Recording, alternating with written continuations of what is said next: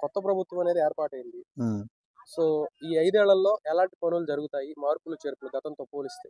గతంతో పోలిస్తే అన్ని బాగానే జరుగుతాయి. చంద్రబాబు నాయుడు ఏమో చేస్తాడు అని నమ్మకం ఉంది. హ్మ్. ఇంకా జరుగుతాయో జరగవో ఇంకా ఆ దేవుడి ఇష్టం. పవన్ కళ్యాణ్ మీద మీ అభిప్రాయం ఏంటి? ఆయన పనితీరు మీద? ఆయన కూడా బాగా చేస్తాడండి. హ్మ్.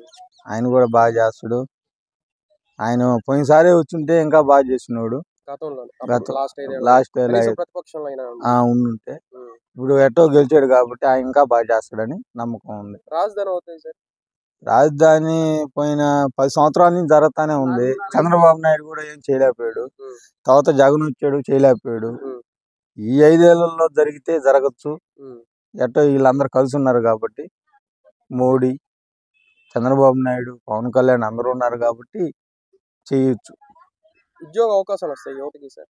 వస్తాయి, ఖచ్చితంగా. ఖచ్చితంగా వస్తాయి. ఎందుకు అంత ఆశాభావం వ్యక్తం చేస్తారు? చంద్రబాబు నాయుడు చెప్పాడు కదా, ఉద్యోగాలు అన్ని ఇప్పిస్తాను, హ్మ్. ఏడాది అన్ని ఇప్పిస్తాను. ఇప్పుడు కంపెనీలు పెడితే ఆల్రెడీ ఉద్యోగాలు వచ్చేసినట్టే.